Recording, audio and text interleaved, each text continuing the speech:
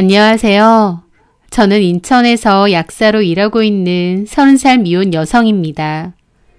저는 엄마와 둘이서 살고 있는데요. 딱히 결혼 생각은 없습니다. 저희 엄마도 저한테 결혼하라는 얘기 안 하시고요. 예전에 저희 엄마 아빠를 지켜보면서 나중에 아빠 같은 사람 만나서 일찍 결혼해야겠다 라는 생각을 했던 적도 있습니다. 저희 부모님은 정말 사이가 좋으셨는데요. 아빠에게는 엄마가 늘 1순위처럼 보였는데 자식인 제 눈에는 그게 어찌나 좋아 보이던지요. 아빠가 엄마에게 잘하시는 만큼 엄마도 아빠에게 참 잘하셨어요. 두 분은 잘 싸우지도 않으셨고요. 물론 제가 모를 때 싸우셨을 수도 있고 다투셨을 수도 있겠지만 최소한 제 앞에서는 큰 소리 내고 싸우시는 법이 없었죠. 한마디로 저희 부모님은 정말 이상적인 부부였습니다. 어렸을 때는 그런 게 당연한 줄 알았는데 조금 머리가 더 크고 보니 너무 감사할 일이더라고요. 엄마 아빠가 사이가 좋고 화목한 가정에서 클 수 있다는 게요. 그래서 늘 엄마 아빠에게 감사했고 또 한편으론 우리 가족이 늘 이대로 행복하고 단란하게 잘 지냈으면 좋겠다 생각했습니다. 그리고 먼 훗날 내가 결혼을 하게 된다면 꼭 아빠 같은 사람을 만나고 싶다고도 생각했죠. 그런데요, 시간이 많이 흐른 지금 저는 절대 결혼을 할 생각이 없습니다. 왜냐면요, 저희 아빠 같은 사람을 만날까봐 두려워서요. 저와 엄마에게 씻을 수 없는 큰 상처를 주었거든요. 저는 지금도 그때 그날이 생생합니다. 제가 고등학교 2학년일 때였고 쌀쌀한 겨울날이었어요. 저녁에 집에 있다가 붕어빵이 먹고 싶어서 두꺼운 패딩에 모자를 쓰고 나갔죠. 붕어빵 포장마차가 있는 아파트 후문 쪽으로 걸어가고 있었는데요. 무심코 고개를 돌리다가 보니 후문 인근 주차장에 아빠 차가 있는 거예요. 차는 좀 전에 온 건지 이제 막 시동이 꺼졌고요. 아빠를 놀래켜주고 싶었던 저는 패딩 지퍼를 끝까지 올리고 모자까지 푹 눌러 쓰고는 눈만 보인 채로 조심조심 차로 다가갔습니다. 차 뒤쪽에 살짝 숨어 있다가 아빠가 문 열고 나오면 놀래켜줄 생각이었죠. 그렇게 아빠 차 거의 가까이 조심조심 다가오는데 저는 잠깐 멈칫할 수밖에 없었습니다. 왜냐면 조수석에 누가 타고 있었거든요. 뒷모습을 보니 머리가 길고 파마가 되어 있는 여자였습니다. 조금 떨어진 곳에서 차 안을 가만히 살펴보니 아빠와 그 여자는 무슨 대화를 나누는 것 같았습니다. 저 사람은 누굴까 생각하는 와중 아빠가 주변을 슬쩍 둘러보더니 그 여자 머리를 감싸고 갑자기 입을 맞추더라고요. 저는 그 순간 너무 놀라 그 자리에서 뻣뻣하게 굳었습니다. 내가 지금 본 게 뭐지? 아빠 차가 아닌가? 짧은 순간에 많은 생각이 들더라고요. 다시 아빠 차의 번호판을 확인해 보니 틀림없이 아빠 차였죠. 그 여자는 아빠의 얼굴을 쓰다듬고는 살짝 두리번거리다가 차에서 내리는 겁니다. 저는 몸을 숙여서 숨어 있었어요. 그리고 고개를 들어 그 여자를 지켜봤는데 또다시 저는 심장이 덜컥 내려앉았습니다. 그 여자는 제가 아는 사람이었거든요. 제가 다니는 학원의 국어 선생님이요. 조금 떨어져 있는 거리지만 그 얼굴만은 똑똑히 봤습니다. 그 선생님은 주변을 살짝 둘러보더니 아빠에게 손인사를 하고 서둘러 가더라고요. 저는 심장이 막 뛰고 식은땀까지 났습니다. 도대체 아빠가 선생님이랑 왜? 혼란스럽더라고요. 잠시 후 아빠는 전화를 하면서 차에서 내리더니 후문 쪽으로 나가셨습니다. 저는 그 자리에서 돌처럼 굳은 것 마냥 꼼짝도 못하고 있었죠. 18살. 어리지만 알 건 다 아는 나이였습니다. 아빠가 엄마가 아닌 외간 여자, 그것도 저희 학원 선생님하고 그렇고 그런 사이라는 것도 다 알게 됐죠. 너무 어안이 벙벙하더라고요. 저는 근처 놀이터 벤치로 가서 털썩 주저앉았고 한참이나 멍하게 있었습니다. 그러다가 깨달았어요. 내가 지금 아빠의 외도를 알게 된 거구나 라는 것을요. 그때부터 심장이 뛰고 뭘 어떻게 해야 하나 막막하더라고요. 당장 엄마한테 가서 알려야 되는 건지 아니면 아빠한테 말해야 되는 건지 그리고 더불어 아빠가 어떻게 이럴 수 있나 싶었습니다. 엄마가 있는데 나도 있는데 어떻게 이런 짓을 벌일까 그 생각을 하니 눈물이 막 흐르더라고요. 저는 한참이나 혼자 눈물 콧물 흘리다가 일단은 아빠한테 먼저 물어보기로 했습니다. 그러다가 엄마한테 전화가 왔어요. 붕어빵 사러 간다면서 왜 와나 걱정되게. 전화 너머 엄마의 목소리를 들으니 더 울컥하더라고요. 저는 애써 감정을 누르며 대답했습니다. 이제 가려고요. 붕어빵 샀어? 그냥 안 먹고 싶어져서. 지금 어딘데? 친구랑 통화 좀 한다고 잠깐. 하여튼 지금 들어갈게요. 저는 대충 둘러대고 일단 집으로 돌아갔습니다. 엘리베이터에서 눈물 자국도 닦아내고 대충 추슬렀죠. 그렇게 집에 들어갔는데 엄마 아빠가 식탁에 앉아 있는 겁니다. 평소와 전혀 다를 게 없는 모습인데 아빠를 보는 저는 기분이 이상해서 도저히 못 쳐다보겠더라고요. 누구랑 통화를 그렇게 오래 해? 붕어빵도 안 사오고. 친구랑 싸웠니? 그런 거 아니에요. 저는 방으로 들어가려는데 엄마가 저를 불러 세우시더라고요. 붕어빵 말고 이거 먹어. 아빠가 너 먹으라고 사오셨댄다. 그러면서 냉동실에서 아이스크림을 꺼내주시더라고요. 아까 아빠가 차에서 내려서 후문 쪽으로 가더니 사온 아이스크림인 것 같았죠. 아빠는 퇴근하고 오면 이런 식으로 종종 아이스크림이나 먹을 것을 사오시는데요. 문득 학원 선생님하고 만나고 나면 이런 걸 사오시나? 라는 생각이 들자 구역질까지 확 치밀더라고요. 저는 그냥 몸이 안 좋다고 다음에 먹겠다고 하고 나갔습니다. 엄마 아빠도 무슨 일 있느냐고 물어보셨지만 저는 도저히 아빠 얼굴을 못 보겠더라고요. 그렇게 방문 걸어 잠그고 그날 한숨도 못 잤습니다. 다음날 학교에 갔다가 학원에 갔어요. 저는 동네 인근에 있는 종합학원에 다녔는데 어제 아빠와 있었던 그 선생님은 국어 강사였습니다. 애시당초 그 학원도 아빠가 소개해줘서 간 곳이었어요. 아빠 대학교 동기가 있는데 저희랑 같은 아파트로 이사를 왔다고 했고 그 학원에서 국어 강사로 일을 한다고 했죠. 아빠는 엄마에게 그 학원이 큰 대형 학원은 아니지만 들어보니 강사들 실력이 좋기도 하고 또 집에서도 가까운 곳이니 거길 보내라고 하셨어요. 엄마도 그 학원 평판 괜찮더라면서 저를 거기로 보내신 거고요.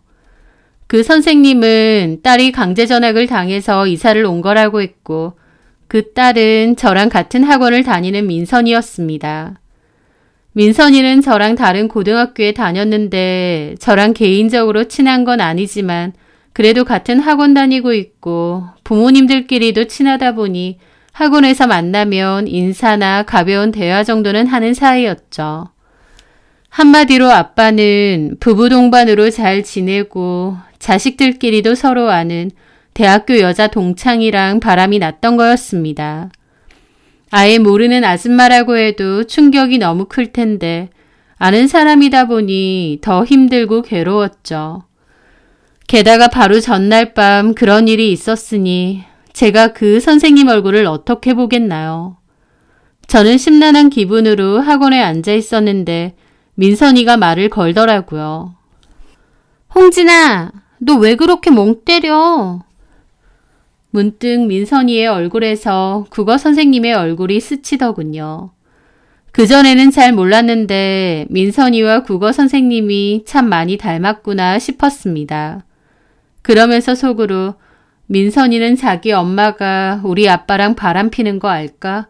궁금하더라고요. 만약 알게 되면 민선이도 얼마나 충격을 받을까? 나만큼이나 정말 괴롭고 힘들겠지. 안타까웠습니다. 저는 아무 일도 아니라고 했습니다. 그렇게 학원 수업을 들었고 국어 선생님 수업도 들었습니다.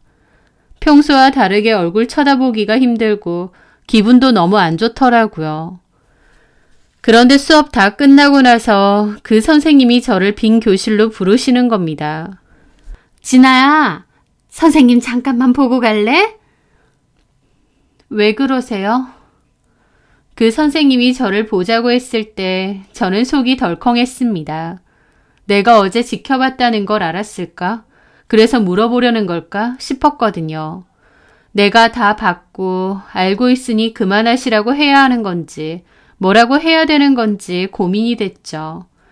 그런데 그 선생님 입에서는 아주 엉뚱한 소리가 나왔습니다. 진아야, 너 오늘 어디 몸 아프니? 네? 아니요. 그래? 근데 오늘은 컨디션 너무 안 좋아 보인다. 네. 아픈 거 아니면 됐고. 참, 엄마한테 나도 말씀드리긴 할 건데 저번에 해주신 반찬 너무 맛있더라고. 그거 혹시 돈 주고 내가 사면 안 되는지 한번 물어봐 줄래? 그러는 겁니다. 아빠 친구라고 하니 저희 엄마가 반찬을 몇 번 만들어서 준 적이 있는데 그 반찬 타령을 하고 있는 겁니다. 그 순간 진짜 참을 수 없는 분노가 올라오더라고요. 저희 엄마 반찬까지 얻어먹으면서 앞에서는 잘 지내고 뒤에서는 저희 아빠랑 껴안고 키스하고 그래놓고 저희 엄마더러 반찬 만들어줄 수 있냐니요? 선생님, 아니 이 아줌마가 진짜 미쳤나 싶은 겁니다. 저는 순식간에 얼굴이 시뻘개진 채로 선생님에게 따졌어요. 선생님, 지금 저희 엄마한테 반찬 만들어 달라고 하시는 거예요? 저도 모르게 목소리가 엄청 격앙되고 흥분했죠. 제가 갑자기 급발진하니까 그 아줌마도 당황한 얼굴이었고요. 너 왜 그래 갑자기? 선생님 정말 너무하신 거 아니에요? 어머, 얘 왜 이래? 내가 뭘 어쨌다고? 너네 엄마한테 반찬 만들어 달라는 게 이렇게 화낼 일이야? 하면서 도리어 황당한 표정을 짓길래 그랬습니다. 저 다 봤어요, 어제. 뭘 다 봐? 선생님이 저희 아빠 차 안에 있었던 거요. 그 말에 선생님도 눈이 동그래지더라고요. 뭐라고? 선생님이랑 저희 아빠랑. 그 말에 선생님은 깜짝 놀라서 제 입을 막는 겁니다. 저는 그런 선생님 손을 확 치웠죠. 그 선생님은 당황하더니 일단 교실 문을 잠그더라고요. 예, 진아야. 네가 어제 뭘 본 건지 모르겠는데 단단히 오해했나 보네. 어제 너네 아빠 차 얻어 탄 건 맞아. 집에 가는 길에 우연히 만났고 방향이 같으니까 좀 얻어 탔어. 학원에서 아파트까지 10분도 안 걸리는데 굳이 얻어 탔다고요? 그 말에 그 선생님도 미간을 확 찌푸리더군요. 너 어른한테 말버릇이 그게 뭐야? 1분이든 10분이든 친구 사이에 얻어 탈 수 있는 거지. 선생님이 저희 아빠 차 가만히 타고 내렸으면 저 이런 말 안 해요. 그런데 제가 본 건 뭐예요? 네가 뭘 봤는데? 아, 그래. 너네 아빠 얼굴에 머리카락 하나 붙어 있길래 그거 내가 좀 떼줬다. 그 정도도 못하니? 선생님, 제가 다 봤다니까요. 두 분이서 뭘 했는지. 네가 보긴 뭘 봤다 그래. 어디서 생사람을 잡아? 하면서 갑자기 눈이 확 돌더니 엄청 무섭게 몰아붙이고 따지는 겁니다. 평소에 그 선생님은 온화하고 여성스러운 편인데 그때 그 순간은 사람이 확 변하더라고요. 네가 잘못 봤다고 하잖아. 너 어디 가서 허튼 소리 하고 다니지 마. 너 혼자 오해하고 쓸데없는 소리 하지 말라고. 그러면 선생님도 가만 안 있어. 알았어? 그 선생님은 저한테 손가락질까지 하면서 쓸데없는 소리 하지 말라고 경고하시더라고요. 저는 제가 안다고 하면 그 선생님이 놀라고 또 미안해하고 아빠랑 다시는 그런 일 없을 거라고 할 줄 알았는데 철저한 제 착각이었던 거죠. 그 선생님은 허튼 소리 하고 다니면 자기도 가만 안 있을 테니 조심하라고 협박을 했죠. 저는 아빠에게 말해야겠다고 생각했습니다. 그리고 더불어 그 선생님이 나한테 협박까지 하더라 다 얘기할 참이었죠. 그렇게 저는 그날 학원 마치고 집으로 돌아가는 길에 아빠에게 연락했고 언제 퇴근하시냐 그랬습니다. 아빠는 지금 집으로 가고 있다고 그랬죠. 그런데 아빠 목소리를 들어보니 아빠도 그 사이에 그 선생님한테 다 들은 것 같더라고요. 원래는 아빠랑 밖에서 얘기를 하려고 했는데 그날은 엄마가 외할머니 병원 갔다 오신다고 늦게 들어오신다고 했던 날이었어요. 집에 도착해보니 조용한 게 엄마가 벌써 나가신 것 같더라고요. 그래서 그냥 집에서 얘기를 하기로 했죠. 저는 아빠를 기다렸고 잠시 후 퇴근하고 온 아빠와 식탁에 마주 앉았습니다. 평소에는 아빠한테 조잘조잘 말도 잘하고 친한데 그날은 마음이 너무 무겁더라고요. 선생님한테 들었다. 네가 말도 안 되는 오해를 한 모양인데 아빠랑 선생님이랑 네가 생각하는 그런 이상한 사이 아니야. 아빠, 저 어제 다 봤어요. 아빠 차에서 아빠랑 선생님이랑 서로 껴안고 둘이서 키스도 하신 거 다 봤다고요. 그런데 아빠도 펄쩍 뛰시더니 역정을 내시더라고요. 홍진아, 너 지금 뭔 소리 하는 거야? 조그만한 게 못하는 말이 없네. 아빠가 언제 그랬어? 집에 가는 길에 우연히 마주쳐서 같은 아파트니까 같이 타고 간 거고 아빠 얼굴에 뭐가 붙어있어서 그 아줌마가 떼준 건데 네가 잘못 보고 오해를 하는 거야. 아빠가 아니라고 하면 그런가 보다 하면 되지. 왜 이상한 걸 자꾸 우겨? 라면서 아빠가 더 화를 내는 겁니다. 그 아줌마랑 반응이 똑같았죠. 방귀 낀 놈이 성낸다고 아빠나 그 아줌마나 우기면 되는 줄 아나 싶어서 기가 막혔습니다. 아빠, 제발요. 내가 제 눈으로 다 봤다는데 그렇게 말하고 싶으세요? 아빠, 저 어린애 아니고요. 다 알고 있어요. 제발 부탁드릴게요. 그 선생님하고 그만하세요. 엄마가 알면 어쩌려고 그러세요? 저는 간절하게 말했습니다.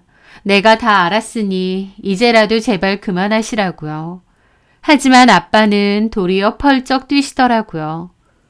이놈의 새끼가 어디 아빠한테 네가 뭘 봤는데? 네가 잘못 봤다고 몇 번을 말해?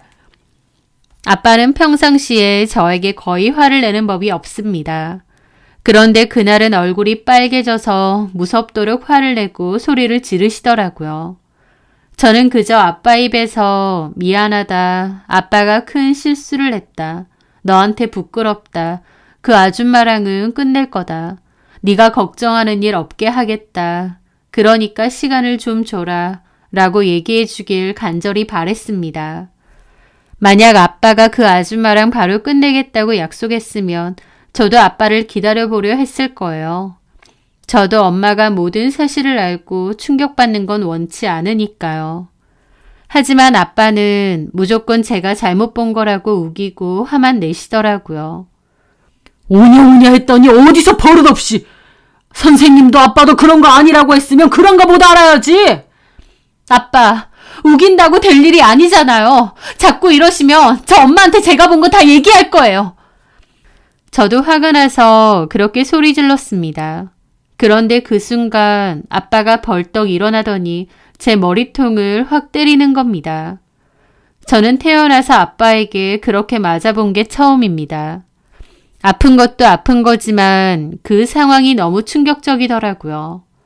아빠 불륜 사실 알게 된 딸이 엄마한테 말하기 전에 제발 그만하시라고 애원에 가까운 절교를 하는데 아빠는 도리어 제 머리통을 때린 거예요. 저는 넉나간 얼굴로 머리를 감싸고 아빠를 쳐다봤습니다. 이 자식이 오냐 오냐 해주니까 아빠한테 버르장머리 없이. 너네 엄마가 그렇게 가르쳤어?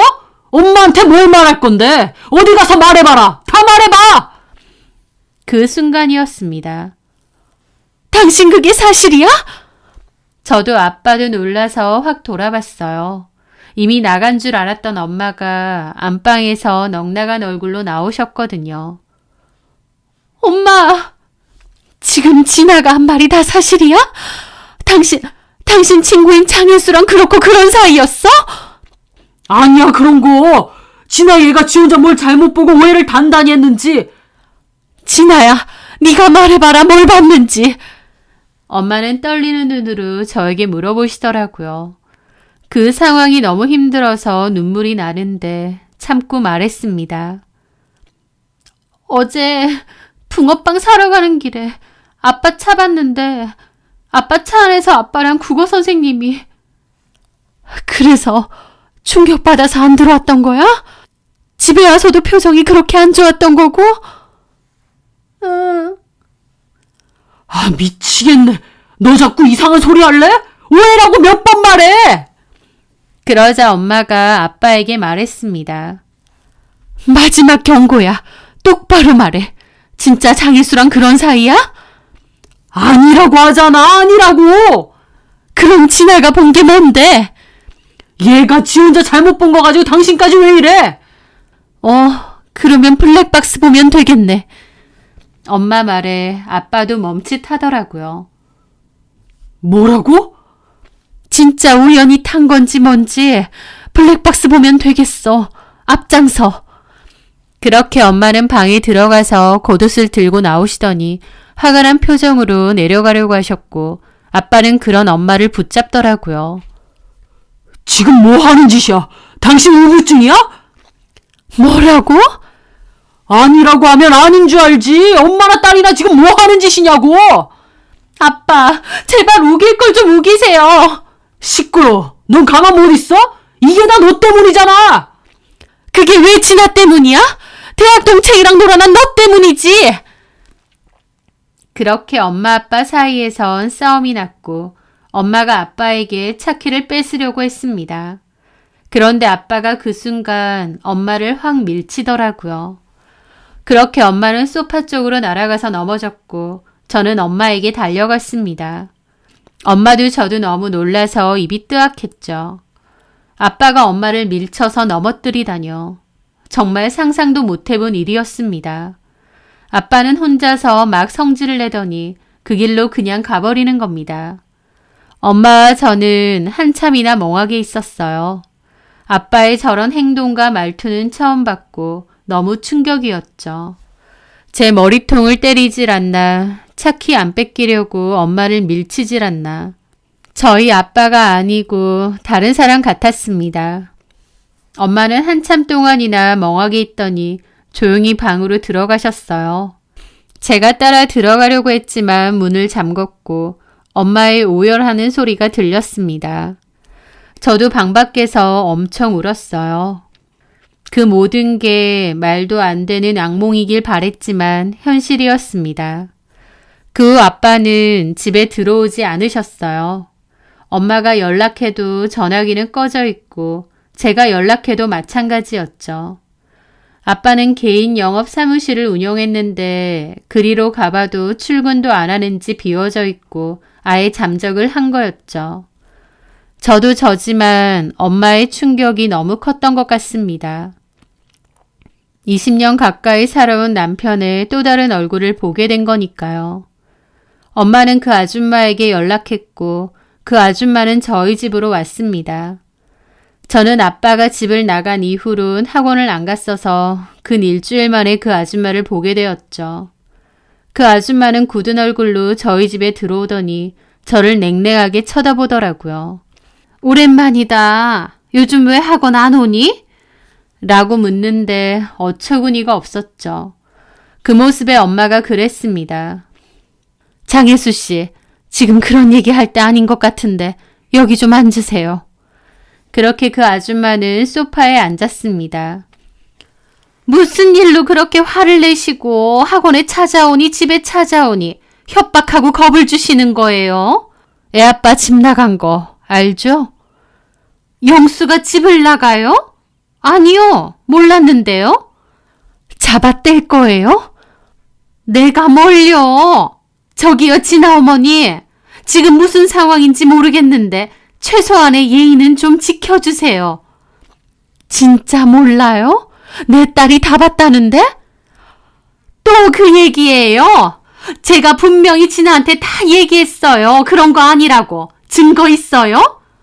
뭐라고요? 진짜 뻔뻔한 여자네? 말 가려서 하세요. 어따 대고. 뭐야? 증거도 없으면서 생사람 잡지 마. 나 영수랑 그냥 친구고 아무 사이 아니야. 애가 헛소리 하면 엄마로서 혼낼 줄 알아야지. 애가 하는 헛소리를 다 믿어. 듣고 있던 저도 따졌죠. 선생님, 우기면 다예요? 진아야, 네가 잘못 봤다는 생각은 없니? 이렇게 나서서 너네 엄마 아빠 사이 망치면 너한테 뭐가 좋은데? 엄마 아빠 이혼이라도 시키고 싶니? 그걸 원해? 그 말에 엄마가 눈이 돌아서 그 아줌마 멱살 잡았습니다. 이 여자가 미쳤나? 애한테 못하는 소리가 없어. 이거 안 나? 그 아줌마는 엄마의 손을 확 뿌리치더라고요. 남편 간수 똑바로 못하고 어디서 와풀이야? 홍영수가 가출했으면 홍영수한테 따질 것이지 왜 나한테 난리냐고. 진짜 미친 애미랑 딸년아니야? 이 망할 년이 진짜 너희 동네에서 얼굴 못 들고 다니게 해줘? 참나, 당신이 뭔데? 집구석에 있는 애 엄마 주제에 당신이 뭘 어쩐다고. 애 먼 사람 잡지 말고 집안일은 알아서 해결하세요. 그러더니 그 길로 도망치듯 나가버렸습니다. 엄마가 쫓아가려 했지만 얼마나 빨리 도망가는지 잡을 수도 없었죠. 엄마는 그 길로 너무 속을 끓였는지 안 드시던 술까지 드시고 너무 힘들어 하셨습니다. 그 후로 아빠가 집에 다시 들어오긴 했는데 매일같이 싸우셨어요. 아빠는 증거도 없으면서 사람 몰아가지 말라고 했고 엄마는 블랙박스며 폰 보자고 했습니다. 하지만 아빠가 이미 다 삭제한 후였겠죠. 아빠는 아무것도 없지 않냐며 당당하게 나오고 엄마는 그럼 집은 왜 나갔느냐며 싸우고 그 모습을 보며 저는 너무 큰 죄책감에 시달렸어요. 내가 그때 모른 척 했어야 했나? 내가 괜히 나섰다가 이렇게 된 걸까? 엄마를 더 괴롭게 만든 걸까? 어쩌면 정말 내가 착각한 게 아닐까? 이 모든 게 다 나 때문일까? 생각은 꼬리에 꼬리를 물고 미치겠더라고요. 저는 그 후로 학원에 안 나갔는데 학원에 제 물건이 있었습니다. 그 아줌마랑 마주치기 싫어서 학원엔 가기 싫었지만 그 물건은 워낙 아끼던 거라서 가지고 와야겠더라고요. 그래서 학원에 잠깐 들렀는데 다행히 그 아줌마는 못 봤습니다. 그런데 민선이랑은 마주쳤어요. 민선이는 아무것도 모르는 것 같더군요. 홍진아, 너 어쩐 일이야? 학원 끄는 거 아니었어? 끊었어. 가지러 갈 게 있어서. 말도 안 하고 갑자기 학원 끊어서 깜놀. 엄마도 암소리 안 하던데. 너네 집 무슨 일 있니? 라는데 아무렇지 않은 표정을 짓고 있는 민선이를 보는데 화가 나더라고요. 자기 엄마가 어떤 짓을 저질렀는지 알까 싶고요. 그래서 그냥 얘기했습니다. 너네 엄마랑 우리 아빠 문제 말이야. 너네 엄마 우리 집 찾아왔고 우리 엄마랑 싸우기도 했는데 몰라? 그게 뭔 소리야. 우리 엄마랑 너네 아빠가 왜? 알아듣게 말해. 너네 엄마한테 직접 들어봐. 나 그것 때문에 학원 안 나오는 거니까. 야, 말을 시작했으면 끝까지 해. 뭐 어쨌는데. 하고 따지길래 그랬습니다. 너네 엄마하고 우리 아빠 바람났어. 그거 내가 직접 봤고. 뭐라고? 너네 엄마 진짜 뻔뻔하더라. 나한테 오히려 협박하고 우리 엄마한테 큰 소리고. 저는 민선이도 저만큼이나 놀라고 충격을 받을 줄 알았습니다. 솔직히 자기 엄마한테 가서 난리 좀 치라고 한 소리였어요. 그런데 야, 너 무슨 정신병 있니? 왜 헛소리하고 난리야? 헛소리? 내가 직접 봤다니까? 네가 보긴 뭘 봐. 우리 엄마에 대해서 이상한 소리 하고 다니지 마. 진짜 미친년 아니야. 뭐라고? 야, 미친년은 너네 엄마지. 뭐라고? 이게 진짜 뒤질라고. 너 손 좀 봐줘? 엄마 아빠들끼리 아는 사이라고 좀 잘해주니까 존나 찐따 같은 게 어디서. 내가 찌그러져 있으니까 만만해 보이냐? 라는 겁니다. 사실 민선이는 저 같은 모범생이 아니고 다른 학교에서 사고치고 전학 온 일진이었거든요. 무슨 사고인지 정확히는 모르는데 하여튼 큰 사고치고 저희 동네로 전학 온 거고 그 아줌마가 이제라도 마음 잡고 공부해서 대학 들어가라고 억지로 학원 다니게 한 거라고 했습니다. 여기 와서는 성질 죽이고 사는 것 같았는데 막다른 상황 되니 바로 본성 나오더라고요. 저한테 막 위협하면서 협박하는데 완전 지네 엄마랑 똑같은 겁니다. 저한테 쌍욕하면서 위협하더니 헛소리하고 다니면 가만 안 둘 줄 알라고 자기 아직도 알고 지내는 오빠들 많다고 저 손봐준다는 소리까지 하고 돌아갔습니다. 저는 너무 분하고 화나더라고요. 그렇게 저는 그때 이후로 그 학원 근처에도 가지 않았습니다. 엄마 아빠는 그 후로도 사이가 너무 안 좋아서 결국 이혼 얘기까지 오갔어요. 엄마는 그때 증거를 제대로 못 잡은 것을 분해하셨고 아빠는 끝까지 엄마를 의부증이라 하셨고 제가 오해한 거라고 했습니다. 그 후 아빠는 집에도 잘 안 들어왔고 제 성적은 곤두박질 쳤습니다. 내신도 모의고사 성적도 나쁘지 않던 제가 성적이 심할 정도로 뚝 하고 떨어졌다 보니 선생님도 너무 놀라셨죠. 그렇게 부모님 사이는 틀어질 대로 틀어졌고 그 와중에 그 아줌마와 강민선은 다른 동네로 이사를 갔다고 들었습니다. 저는 성적이 너무 안 좋아져서 원래 생각했던 대학은 꿈도 못 꾸고 결국 성적에 맞춘 대학을 들어가야 했어요. 엄마 아빠는 사이가 갈수록 안 좋아졌고 싸움도 잦았는데요. 저는 그 모습을 지켜보면서 다 나 때문이라는 지독한 죄책감에 시달렸습니다. 그러던 와중 학교 마치고 집에 왔는데 엄마가 바닥에 쓰러져 있으신 거예요. 옆에는 술병들이 나뒹굴고 감기약까지 있고요. 저는 깜짝 놀라 119에 신고를 했고 엄마가 이대로 죽어버릴까봐 심폐소생술을 하며 계속 울었습니다. 정말 그때만큼 두렵고 무서운 때도 없었죠. 응급실로 간 엄마는 다행히 응급 조치를 받고 괜찮아지셨는데요. 엄마는 감기약을 먹은 것을 착각하고 술을 마셨다고 했지만 저는 엄마가 일부러 그러신 것 같았어요. 그래서 더욱 괴롭고 힘들더라고요. 엄마는 아빠를 많이 사랑했던 만큼 배신감과 상처가 너무 크신 듯 했습니다.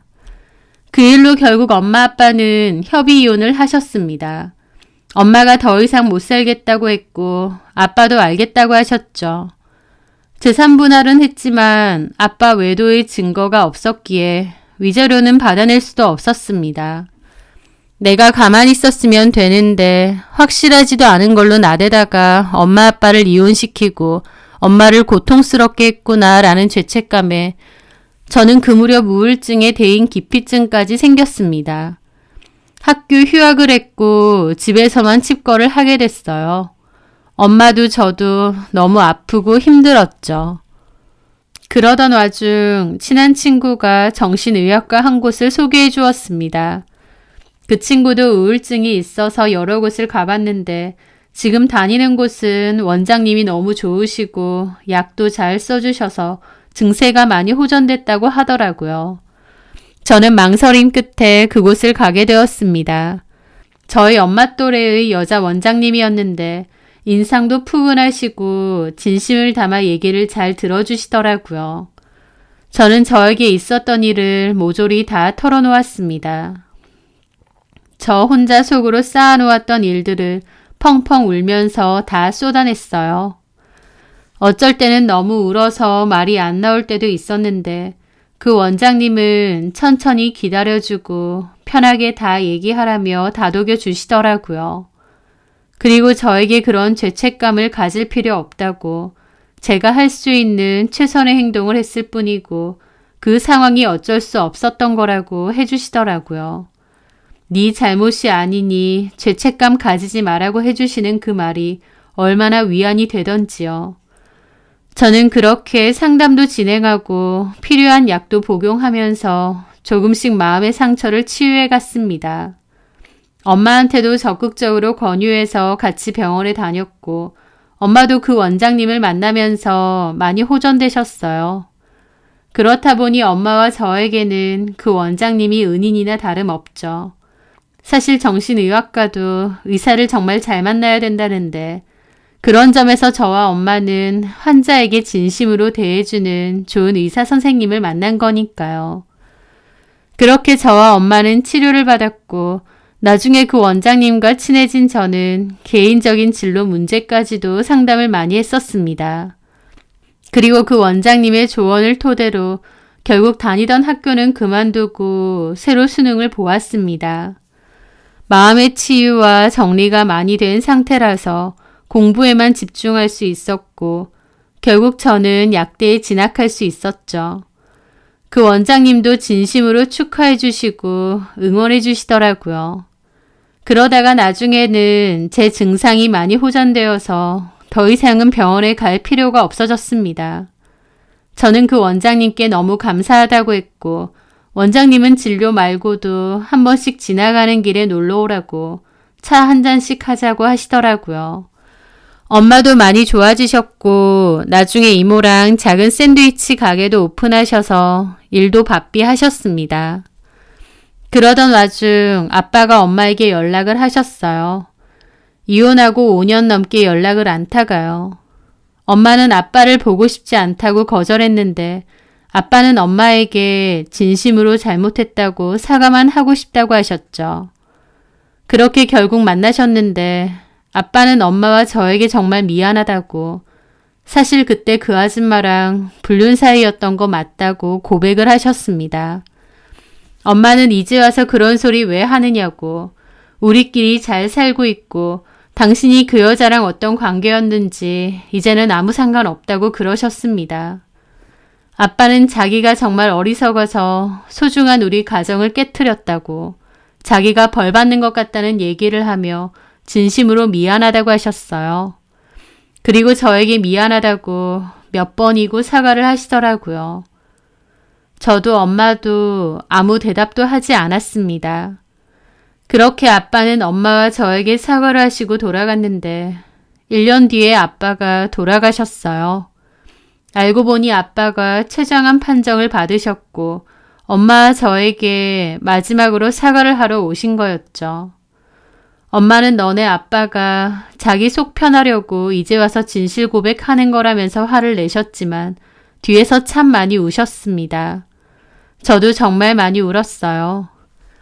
엄마도 저도 정신과 치료받고 많이 좋아졌다가 아빠 돌아가신 일로 또 한동안은 너무 힘들었죠. 그러다가 차츰차츰 다시 일상으로 돌아왔습니다. 저는 약대 졸업 후 약사 국가시험에 합격했습니다. 폐의약사로 일을 하려고 했는데 공교롭게도 저와 엄마가 다녔던 그 정신과 1층 약국에서 약사 채용이 있었어요. 저는 거기에 취업을 하게 되었고 제일 먼저 원장님께 가서 이 이야기를 전했습니다. 원장님도 너무 기뻐하시면서 저를 홍 선생이라고 부르시더라고요. 이제 약사 선생님이라면서요. 그리고 종종 보자면서 앞으로 잘 부탁한다고 그러셨죠. 그렇게 저와 엄마나 둘 다 바쁘게 일을 했었습니다. 그러던 어느 날 저는 여느 때처럼 일을 하고 있었습니다. 저는 복약 지도를 하고 다시 조제실로 들어가려는데 어떤 여자가 약국으로 들어오더라고요. 문득 돌아보면서 들어가다가 걸음을 멈췄습니다. 왜냐면 그 여자는 바로 강민선이었거든요. 저희 아빠와 바람난 그 아줌마의 딸이요.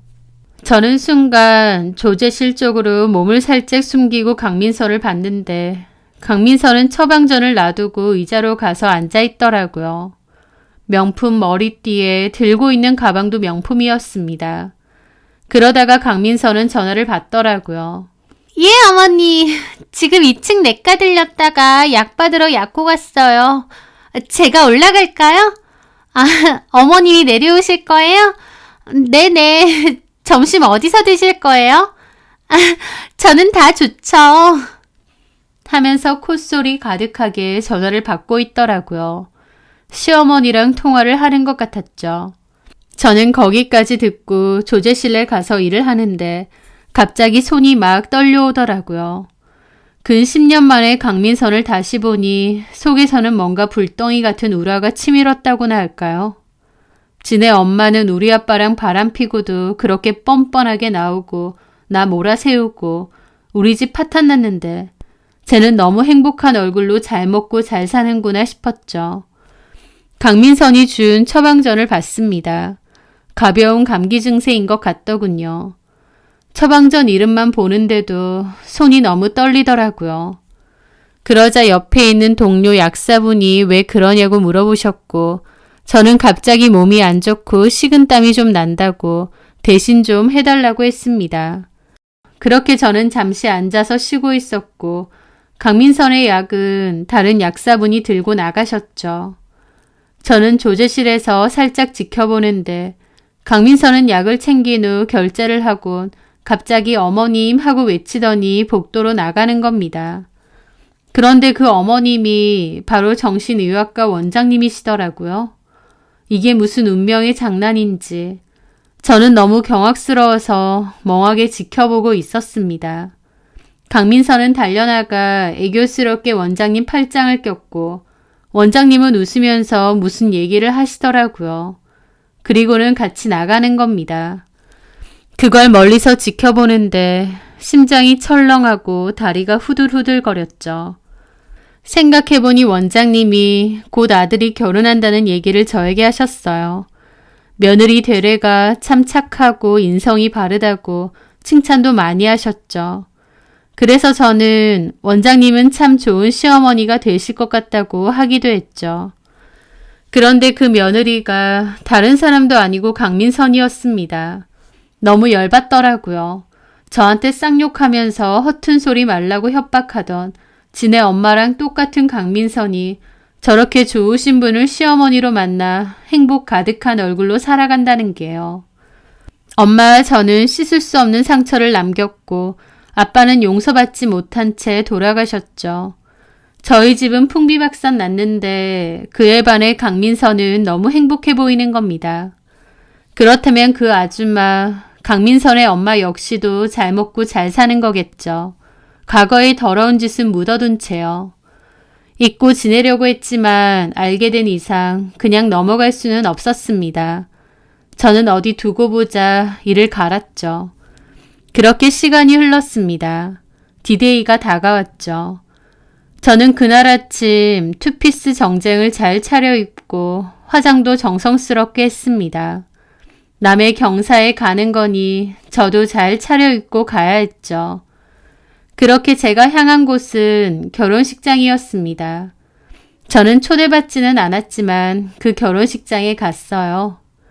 결혼식장에는 손님들이 정말 많더군요. 저는 저 멀리서 둘러봤습니다. 그리고 원장님을 찾았습니다. 원장님은 옆에 아들과 함께 하객들에게 인사를 하고 계시더군요. 그리고 또 고개를 돌려 찾아보니 그 여자가 보였습니다. 아빠의 상간녀였던 그 아줌마가요. 분홍색 한복 입고 화장 곱게 하고 가식적인 웃음 지으며 인사를 하고 있더군요. 저는 그 모습을 보고 먼저 신부 대기실로 갔습니다. 기다렸다가 안으로 들어가니 강민선이 눈부신 드레스를 입고 앉아있더라고요. 제가 들어가니 순간적으로 강민선은 제가 누군지 기억이 안 나는지 갸웃했습니다.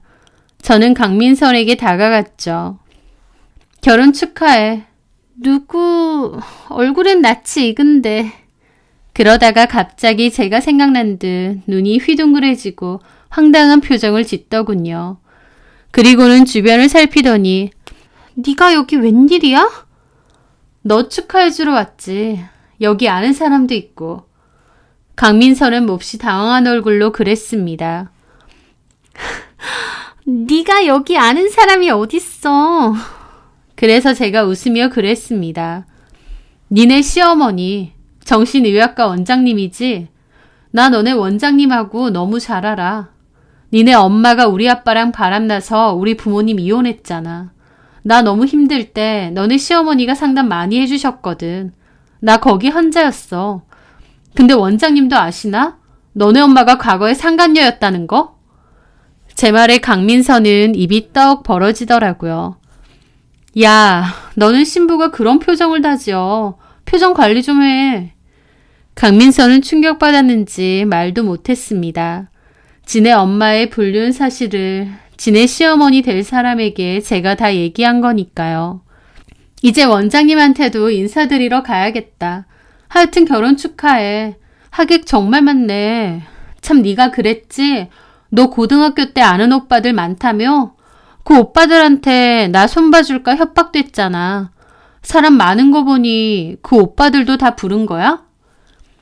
제 말에 강민선은 충격받은 얼굴로 그러더군요. 너 지금 뭐 하자는 거야? 지금 복수하러 온 거야? 무슨 복수? 이상한 소리 하고 있어. 나 너네 시어머니 될 사람 보러 왔다니까. 표정이 왜 그래? 혹시 복수 당할 짓이라도 했니? 너랑 니네 엄마? 야! 강민선이 갑자기 소리를 지르니 대기하던 사진작가도 놀라고 뒤에 대기하던 하객들도 놀라더라고요. 막 웅성거리는 소리도 들리고요. 강민선의 하얗게 질린 얼굴이 진짜 볼만했습니다. 그런데 그 와중에 사진기사가 저를 말리더라고요. 저기요, 사진 찍으실 거 아니면 나가주시겠어요? 저는 그 말을 강민선에게 그랬습니다. 축하해 결혼. 무사히 끝까지 잘하고. 그렇게 저는 신부 대기실에서 나왔습니다. 그리고 그 아줌마를 찾았죠. 안녕하셨어요. 보람학원 장혜수 선생님. 제가 인사하자 돌아보던 그 아줌마는 저를 보고 좀 갸웃하더라고요. 딸이나 엄마나 반응이 똑같았죠. 저를 기억 못하더라고요. 저는 잊을래야 잊을 수도 없었는데 말이죠. 누구더라? 저 기억 안 나세요? 홍영수 씨 딸 홍진아잖아요. 학원도 다녔고요. 제 입에서 홍영수라는 이름이 나오자 그 아줌마 완전 경악하더라고요. 네가 여길 왜? 10년 만이네요. 그러게요. 참 신기하다. 어떻게 여기서 다 만나요? 저도 누구 만나러 왔거든요. 저기 민선이 시어머니 되실 분요. 저분하고 저 잘 알아요. 제 말에 그 아줌마 얼굴에서 실시간으로 핏기가 사라지는 게 다 보이는데 그게 그렇게 우스운 겁니다. 아줌마는 주변을 살짝 둘러보더니 제 손목을 잡고는 따라오라고 하더라고요. 저는 뿌리쳤죠. 왜 이러세요? 미치셨어요? 제 손목을 왜 잡으세요? 그때는 제 입 가리더니 남의 몸 함부로 만지지 마세요. 사람들이 쳐다보니 그 아줌마는 당황한 기색으로 웃으며 저에게 소곤댔습니다. 저기 가서 얘기 좀 하자고. 저 아줌마랑 할 얘기 없는데요. 원장님 뵈러 온 거라니까요. 야, 너 이게 뭐 하는 짓이야? 이제 와서 뭐 복수라도 하려고 온 거야? 경찰 부를까? 그 아줌마 쫄려서 허둥지둥 하는 꼴이 정말 우습더라고요. 아줌마, 왜 이러세요? 제가 뭘 어쨌다고 경찰 소리까지 나와요. 민선이도 복순이 어쩌니 소리하더니 찔리는 거 있으세요? 그 아줌마는 화를 참는 게 보였습니다. 일단 그래 맞아 진아야. 나중에 얘기하자. 오늘은 워낙 정신도 없고 민선이한테 중요한 일이니까 나중에 우리 따로 얘기 좀 하자. 네 연락처 좀 다오. 싫어요. 아줌마한테 제 연락처를 왜 드려요? 일단 나중에 얘기 좀 하자니까. 그러니까 네 연락처 좀. 그래서 제가 그 아줌마에게 다가가서 정색하며 그랬죠. 더러운 상간녀 번호 제 폰에 저장하기 싫다니까요. 그 말에 그 아줌마 눈이 뒤집히더라고요. 뭐? 딸 시집 잘 보내세요. 저는 만날 사람이 있어서 온 거지 아줌마 보러 온 거 아니거든요. 제가 잘 지켜볼게요. 그렇게 저는 돌아가려는데 그 아줌마가 저를 자꾸 붙잡는 겁니다. 저랑 그 아줌마가 실랑이가 있다 보니 주변 사람들 쳐다보고 웅성거리고 잠시 후 강민선 아빠도 와서는 무슨 일이냐 그러고 결국 저 멀리서 하객 맞이하던 원장님까지도 쳐다보셨죠. 그러더니 놀라서 오시더라고요. 아니, 홍 선생이 여길 왜? 안녕하세요, 원장님. 제가 원장님과 인사를 하자 옆에 있던 그 아줌마는 어쩔 줄 몰라 하더라고요. 아니, 여긴 어쩐 일이에요? 원장님 예비 며느리 이름이 강민선이죠. 민선이 저도 잘 알거든요. 어머, 우리 며느리 친구였어요? 세상에 이런 우연이. 친구는 아니에요, 원장님. 제가 전에 얘기했었죠. 저희 아빠랑. 그 말에 원장님도 표정이 굳어지더라고요. 뭐라고요? 원장님도 잘 아시잖아요. 이분이세요. 저랑 엄마랑 병원 치료를 하게 했던 그분이요. 그 말에 원장님은 놀라서 그 아줌마를 쳐다보시더라고요. 그 아줌마는 거의 울듯한 얼굴로 제 팔을 당기며 자꾸 따라 나오라고 하고 저는 팔을 치웠습니다. 어디다 대고 자꾸 당겨요. 남의 몸 함부로 만지지 말라니까. 그렇게 하객들 다 웅성거리고 원장님 충격받아서 아무 말도 못했습니다. 그 아줌마 남편이 인상국이며 따지더군요. 이게 다 무슨 일이야? 이 여자가 누군데 이 행패야? 민선이 친구야? 저는 그 말에 그 아저씨를 바라봤습니다. 안녕하세요. 처음 뵙네요. 저 홍영수 씨 딸입니다. 홍영수 씨가 누구냐면요. 야! 그 아줌마는 거기서 고함을 질렀고 멀리 있던 하객들까지 다 쳐다봤죠. 그 아줌마는 몸까지 부들부들 떨더라고요. 잠시 후 신부 대기실에서 강민선이 드레스 자락 부여잡고 뛰쳐나와서 쳐다보고요. 저는 그 광경을 보고 원장님께 그랬습니다. 소란 일으켜서 죄송합니다. 그런데 저도 도저히 참을 수가 없어서요. 원장님께는 정말 죄송해요. 저는 그렇게 사과를 드리고 자리를 떴습니다. 사람들의 웅성거림을 들으면서요.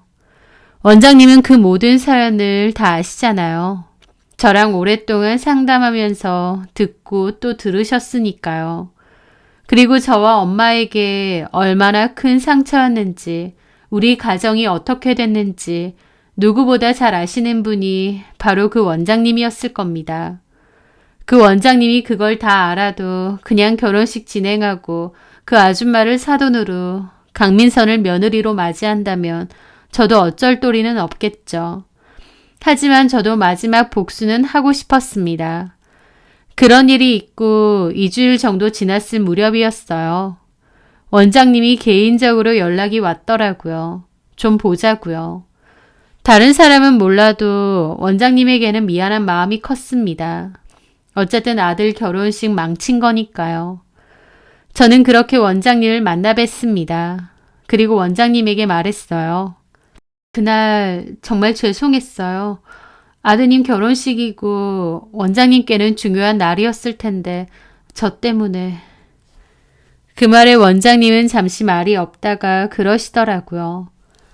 솔직히 처음에는 좀 이해가 안 됐어요.